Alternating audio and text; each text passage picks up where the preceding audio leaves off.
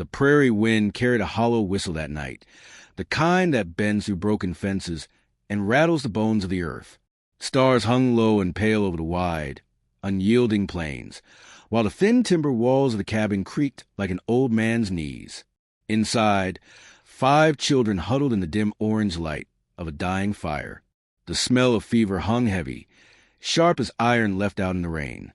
Micah, the eldest at 13, lay upon a straw tick, his face white as linen, sweat beading along his brow. His chest rose in shallow pulls, each one fainter than the last. Beside him, Ruthie, barely 11 but already wearing the mantle of a mother, dabbed at his forehead with a rag gone lukewarm long ago. Her lips trembled as she whispered, "Wake up, Micah! Please wake up." Samuel, 9, stood stiff near the hearth, fists balled like a boy trying to be a man, though his eyes betrayed him, glistening. Daniel, just 7, pressed his ear to his brother's chest, then pulled back with a look of terror. "He ain't breathing right," he croaked, voice cracking. And then there was little Eli, no more than 5. His curls were wild, cheeks streaked with dirt and tears. He tugged at Ruthie's sleeve and whispered the words that sliced the silence clean in two. "Is our brother already gone? We can't wake him." The cabin fell deathly quiet. Even the fire seemed to dim, its crackle swallowed by the weight of that question. Ruthie pressed her hands to her mouth. She wanted to say no, wanted to sound like Ma had once sounded. Sure, steady, strong. But Ma and Pa were gone now, taken last winter by the coughing sickness. All that was left was her, and 4 pairs of eyes that looked to her as if she could hold back the tide of death with nothing but her small hands. She swallowed hard and leaned close to Micah's ear. "Don't you leave us," she whispered fiercely, though her tears wet his pillow. "You hear me? You ain't allowed to leave." Outside, the wind sighed against the door. The children had learned long ago that no neighbor would come when they cried. Folks in town said the orphan brood wouldn't last till spring. Some whispered they were cursed. Others claimed they'd be taken in by the good Lord before long, and it wasn't their place to interfere.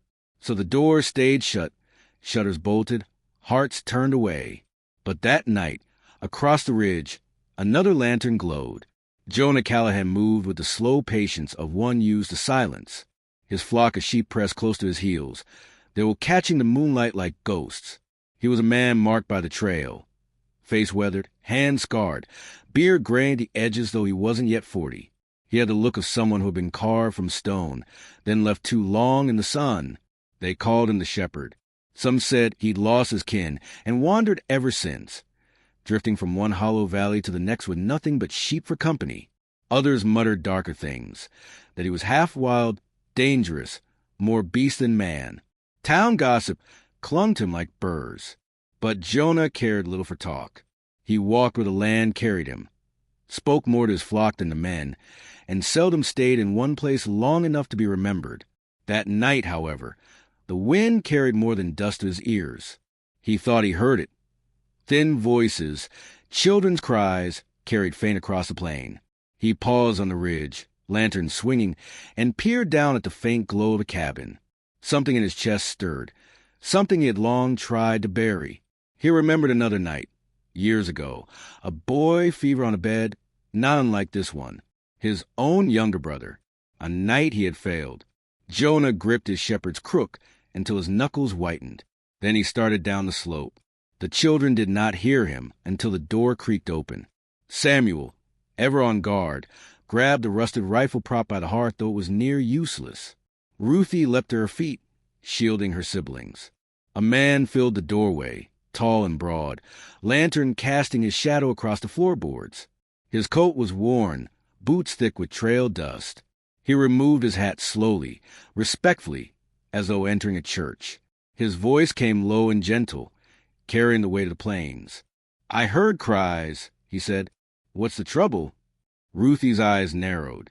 She'd heard enough from town to know strangers were danger. But when her gaze flicked to Micah's still form, desperation tore through her mistrust. He won't wake," she whispered, voice breaking. Jonah stepped forward, setting the lantern by the bedside.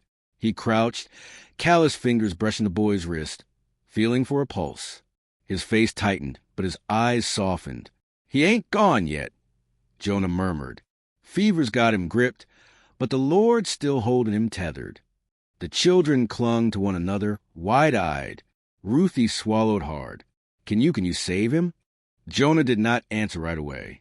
He pulled a pouch from his coat, spilling dried herbs into a tin cup. He asked for water, and Ruthie brought it with trembling hands. He worked with quiet steadiness, cooling the boy's brow, murmuring words the children couldn't catch, preparing poultices that smelled bitter but alive. Samuel lowered the rifle. Daniel watched in silence, eyes wide. Little Eli, too tired to fear, leaned against Jonah's coat, eyelids heavy.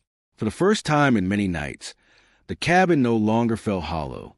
It felt as though someone had stepped into their circle of firelight, carrying more than lantern glow, carrying hope. Jonah worked through the night. The children did not sleep. They moved as he told them. Gather wood, fetch snow water, keep the fire alive. Small hands obeyed, each act a piece of survival stitched together with quiet faith. Every so often Jonah would glance at Micah, his jaw tightening, shadows moving across his face. And beneath his breath, he whispered words meant as much for himself as the boy. "I won't let another slip if my hands can hold him." The children did not know what he meant, but they saw his eyes glisten in the firelight, and for the first time in months, they believed someone besides them might fight for their lives.